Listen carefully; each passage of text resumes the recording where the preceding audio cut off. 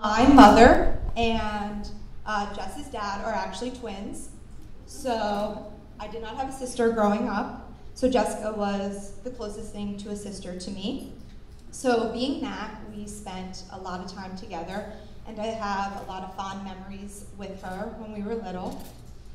Now, being that I did not have a sister, and Jessica was a little bit older than me, she introduced me to many things growing up, which all of them I cannot name. But one of the things she introduced me to was the movie Hocus Pocus, which she insisted on watching continuously over and over again due to her love of Halloween.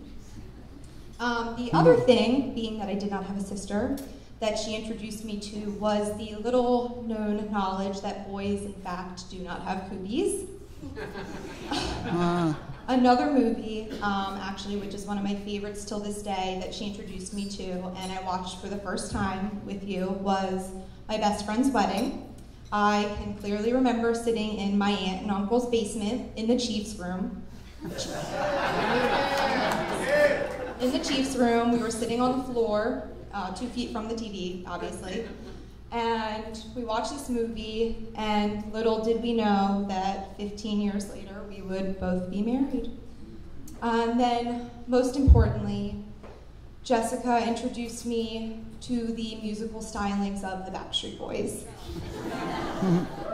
Now, over the past few years, I've had the pleasure of getting to know Chris, and I know that with your understanding and love for one another, that you'll have a great union. So with that said, I wanted to provide you guys with a quote and one piece of advice. So the quote being by Martin Luther King: "There is no more lovely, friendly, and charming relationship, communion, or company than a good marriage." I am so glad that you have found each other and that you get to experience this bond with one another. Now, my piece of advice, this is actually more so for Chris.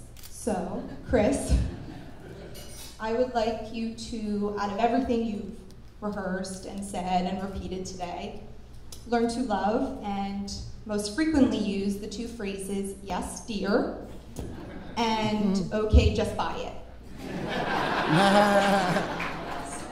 It seems to be working so far, right, honey? It works. But with all joking aside, I love you both, and I wish you both love, happiness, and a continued friendship with one another. So, congratulations to you both.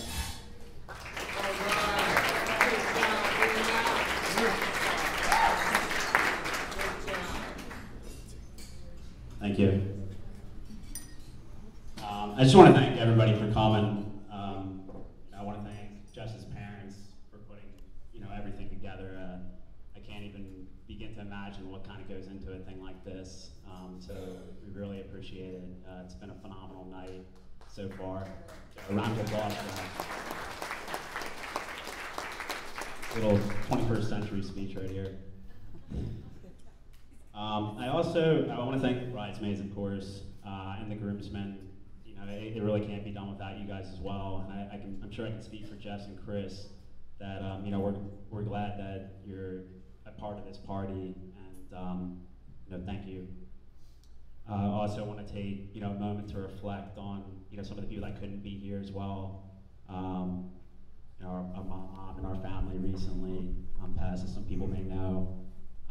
We have some other people on the other side of the family, and we know they're here in spirit, and I'm sure they're just smiling right now. I also want to thank my parents, because we wouldn't be here without you guys, with your support. It's just been incredible growing up under you guys. I can't say thank you enough. So I'm definitely an amateur when it comes to weddings, I'll admit. I have not been to a lot. This is definitely my first time being in the bridal party as a groomsman. Definitely a first time being a best man. And most definitely my first time giving a speech at one. So we'll see how this goes. When I first thought of this speech, immediately I was like, all right, I'm gonna crush this,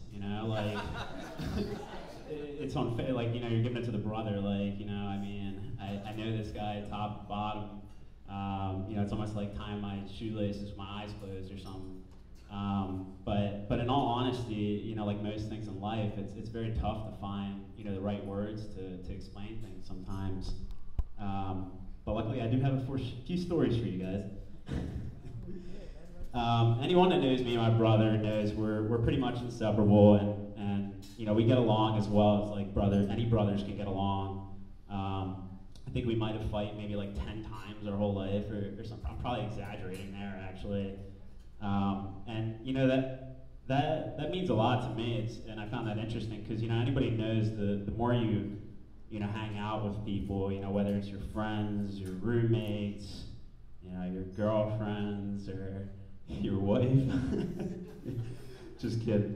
The more they start to annoy the crap out of you, okay?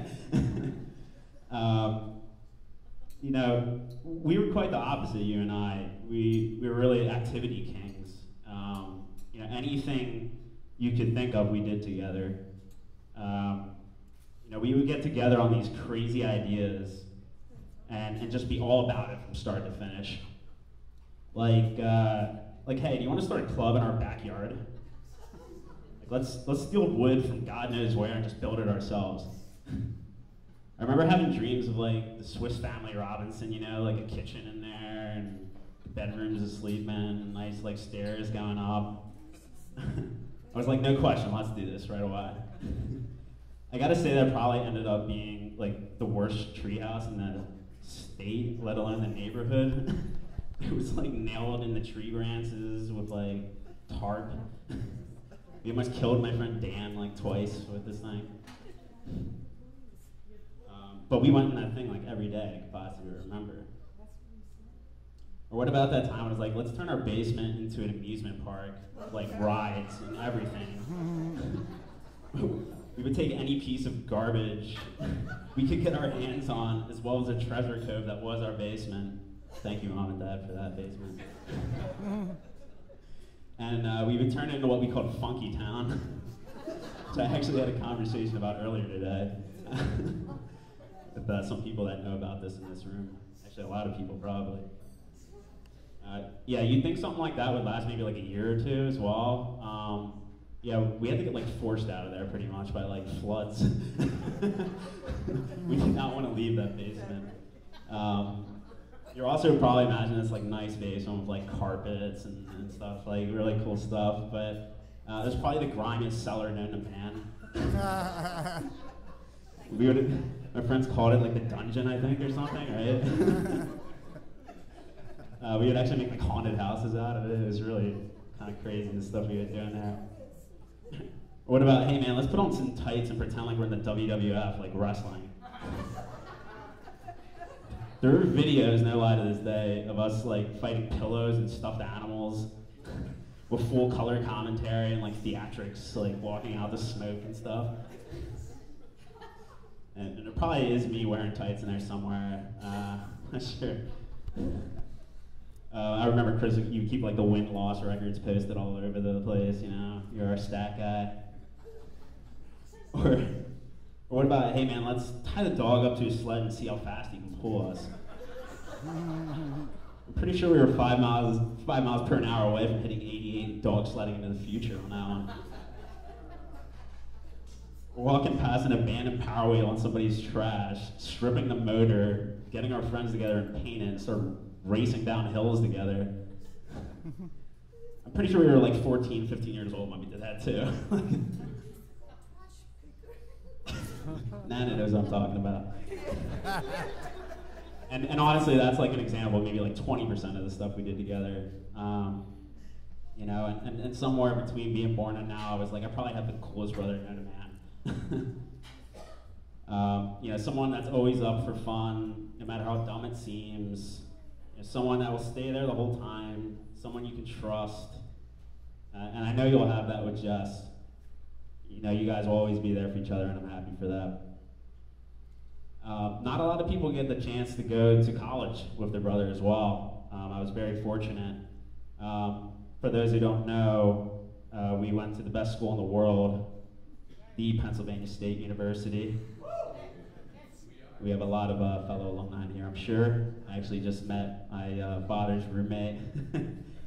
So if you see the people have the most fun tonight, that's probably us.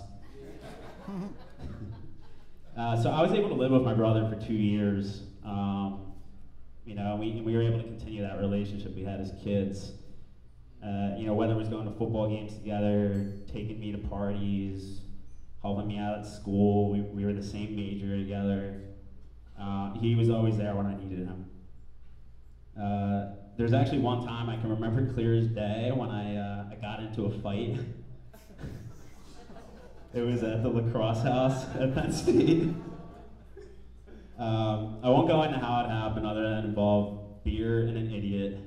But next thing I know, I'm getting attacked by the entire lacrosse team. There was probably about 30 guys attacking me like all at once. It was like the West Side Story. I mean, it was pretty brutal there for a second. You know, I can try and sound tough, like I was fighting them off 300 style, but that was not going to happen. I was going right to the hospital pretty much. Nobody was going to help me. I just remember all I could hear is, you know, get off him. And, you know, I'm just kind of fighting around, and I just feel a hand coming, let's go, running, you know, away really quick, and, you know, next thing I know, it's Chris next to me. He's the one that pulled me out of that pile. Looking back and putting myself in your shoes, you know, I realize that's a pretty crazy thing to do. You know, probably something that's instinctual for a brother. You know, it's kind of unfair having a brother growing up, because it just gives you one more reason to feel invincible in life.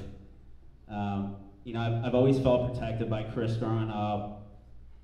You know, and I'm not sure I ever truly thanked you for that. You know, but I appreciate all the sacrifices that you've made for me and how you've protected me since I was born. I know you will provide the same for Jess with all the same love and care, and she will back. I also want to thank you for having a huge part in the best 4 years of my life. I know it would not have been the same without you there in the beginning. Jess, you said to me last week you couldn't believe that I'll be your brother soon. My immediate reaction was, we've been family for a long time. You're one of the few girls in my life that I trust going to with anything. You're one of the most upbeat, nice, compassionate people I know. You're really the first of Chris's girlfriends that I was like, oh, that's how it's supposed to be. You two together to me has been like the sky being blue. It's just what I know. I'm happy that, you know, we're officially family now, and I look forward to what the future has to offer. One thing I know for sure is that we'll be happiness in abundance between the two of you, and that's something that we cannot live without. So let's raise our glasses to Chris and Jess.